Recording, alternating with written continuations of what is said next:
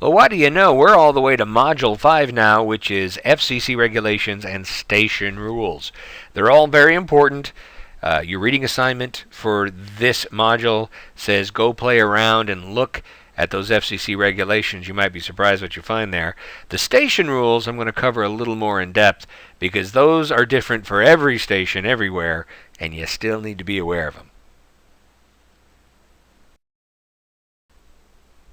So the first FCC regulation you'll have to deal with on an hourly basis, I might add, is the legal ID. That is a requirement of the FCC at the first normal break in every hour at the top of the hour.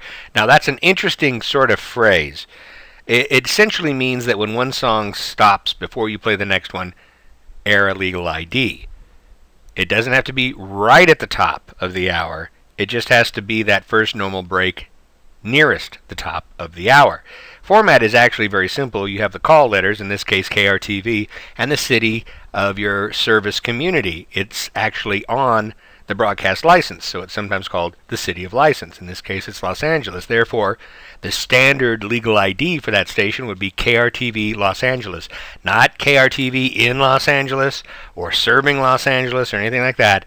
KRTV Los Angeles. There are some exceptions to this format, although they aren't industry standard, and we'll get to that a little bit later. You can insert things like frequency, 88.9 megahertz for an FM station, or you can insert the ownership and some other things between the call letters and city. Therefore, KRTV 88.9 Los Angeles is technically a legal ID, but it isn't industry standard. A more common structure for a legal ID that I'm hearing more and more of is something like this: KLOS and HD1 Los Angeles. That simply means they're broadcasting digital signals along with their traditional terrestrial signal. Here's something I hear a lot of too, and it really, I don't know, depresses me. It's just this endless list of call letters and cities. It means that one studio is producing the signal that is carried by sometimes like 10 to 12 stations at a time. This is due directly to deregulation, which means now a corporate entity could own many, many, many more broadcast outlets than they used to be able to own. So a lot of mom and pop stations and smaller companies went out of business, and these smaller stations were taken over by big corporate interests. So when deregulation happened, you wound up having less variety on the air, and of course the working conditions were bad because there were less jobs. So I'm not sure that deregulation actually worked very well. In fact, I'm pretty sure it hasn't worked very well. Regardless, both of these are examples of industry standard IDs, and you do that to provide more protection for your station. See, it's one thing to not do it quite exactly like the FCC regulations say, but if you're doing it exactly like all the other people in your market are doing it, the FCC has a very weak case if they just go after you. That's selective prosecution, and that could get the case thrown out of court. So if you are trying to do your ID as per FCC regulations, but it's not quite industry standard, you'd have to ask yourself, why would you do that? Why would you taunt the FCC like that and risk your station license? Lotteries. What do they mean by lotteries? Well, paying money to win money or paying money to win some kind of prize. Stations cannot do that. They are banned from holding lotteries. Now, on air, it's hard to do a lottery because if you were doing it as an on-air contest, it would go through many departments, and one of them would probably say, hey, you can't do that, that's a lottery. It's against FCC regulations. Where a station really is more likely to run into problems is during a live appearance. Because a bar and grill might say, hey, we want to pay your DJs to come here and do a little emceeing and give away prizes and get some promotion on that. Okay, fine. Station says, okay. And they promote, hey, go to Case and Smith's Bar and Grill. And, that station is there and they're going to give away prizes. Okay, so some of the listeners do that. They go there and all of a sudden they notice there's a $10, fee just to get in. And then once you're in, there's a 2-drink minimum, which at my bar and grill would probably run them about, $40. That's the way I roll. But the point is, that listener paid $50 based on the strength of the promotion that the station was there and that they might win a prize. Well, they paid $50 and didn't get anything.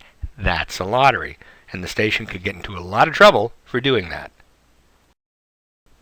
Before the internet came along and all the people who like to perpetrate hoaxes moved to that medium, radio stations often broadcast hoaxes just for fun, just as a form of entertainment. They would report things that weren't true or say things that were false, usually on April 1st. Well, if you're not thinking about it too clearly or too thoroughly, you could create a panic or cause some sort of public disturbance that you didn't intend. A couple of good examples. The Bill Clinton haircut stunt. Bill Clinton was getting some heat for holding up traffic at LAX because he was having a haircut on Air Force One when the plane was on the ground, and planes aren't allowed to take off or land when the president's on Air Force One at an airport. Okay, well, that wasn't really the full story, but a couple of DJs decided to spoof on that by driving their car into the middle of a very busy bridge, I think during rush hour, stopping the car in the middle of the bridge, getting on top of the roof of the car and getting their hair cut. Well, certainly that made a lot of headlines, and it got the station a lot of publicity, but not in a good way. Of course, they inconvenienced thousands of commuters and probably violated a lot of vehicle codes by doing that. So I can't say that that stunt ended particularly well for either the station or the DJs who pulled it off. Space shuttle landing was a little more clever.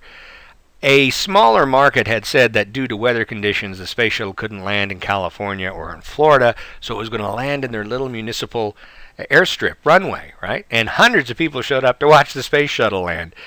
Well, you can't blame the audience for not knowing that the municipal runway probably isn't anywhere near long enough to land the space shuttle, nor is it wide enough. You couldn't really blame them on that, but what was really funny was that there was no space shuttle in orbit at the time, so that was a great joke, but I don't think the local authorities and the police who had to tell hundreds of people, listen, I think, someone played a joke on you because it's not going to land here.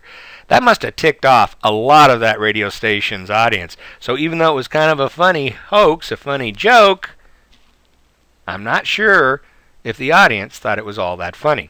Your reading assignment for this module includes a very famous radio hoax. Be sure you read all about it. Do some extra studying on the internet if you want. It's fascinating. Okay, I'm tired of talking about the feds. Let's talk about the rules your station makes up that if you don't follow them, you're still going to get fired. Arriving at the station early is a common one, especially if you're on the air.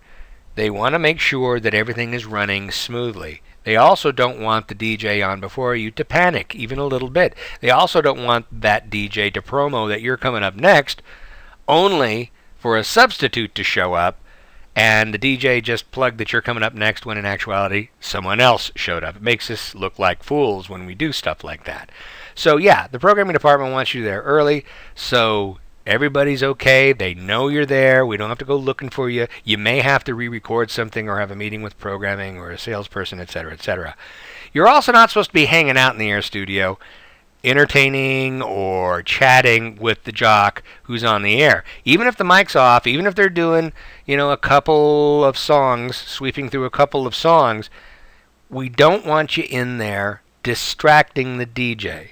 DJs often have to do very monotonous things, and when a live person comes in and starts up a conversation, the focus has a tendency to go to the live person in the studio, not the thousands that are listening to the show.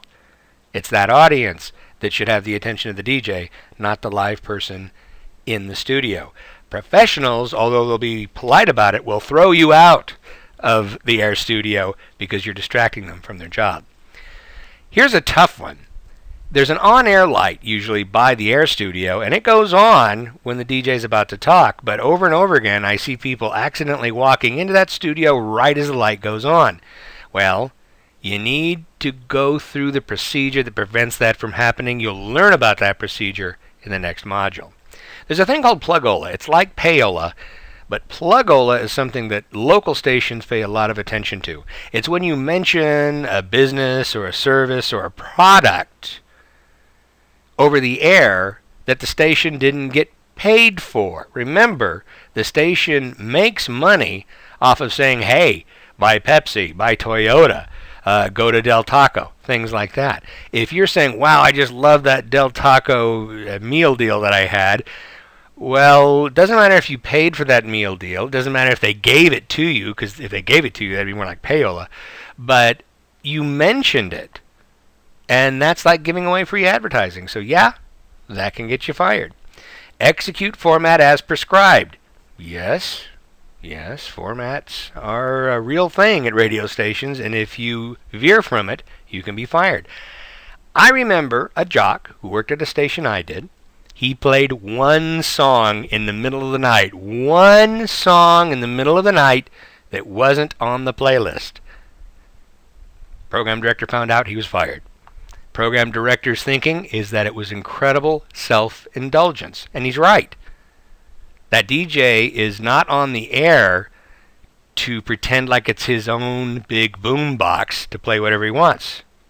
He's involved in a business. And he decided instead to make it his own personal plaything. Incredible self-indulgence. Reliability. Sometimes we call that being bulletproof.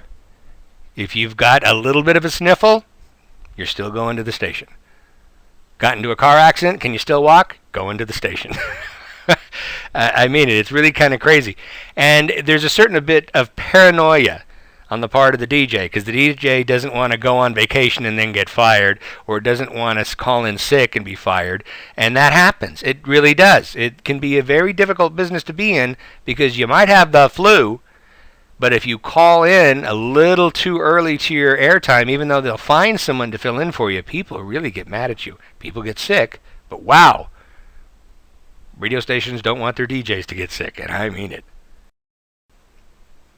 Other things which are kind of silly, I've received memos about how to do things like this, not so much me personally, but everybody else, where to put the coffee cup because someone put it too close to the equipment, it spilled, and, well, you know what happens from there. Don't read in the air studio. That was an odd one. DJs are supposed to be able to say things, contemporary things that are happening. So if you're reading a newspaper, back when we had newspapers, or skimming through the internet, you're coming up with things to say on the air, but some program directors feel that's distracting you from taking phone calls and interacting with the audience. Hey, here's a good one. This is my favorite. What to flush and what not to flush down the toilet. Oh, and that memo didn't stop there. They gave us very explicit instructions of how we were supposed to conduct ourselves in that private stall in the bathroom. I'm not kidding you. Just wow. And we own your likeness. This is a good one. It may be true that when you sign an employment contract with a radio station that says, hey, we need to use your likeness to promote the station and its programming, I got you. But if you haven't signed that, the idea that they just automatically own it is kind of a grab. And you may have some legal authority to push back on that, except for one thing. Do you have the money? Do you have the time? And do you want to hurt your career by having to say to any future employers, yeah, I've sued the radio stations I've worked with? It's a tough life being a DJ sometimes.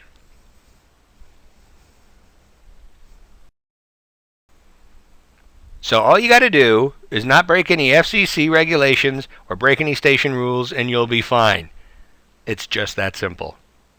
Thanks for listening.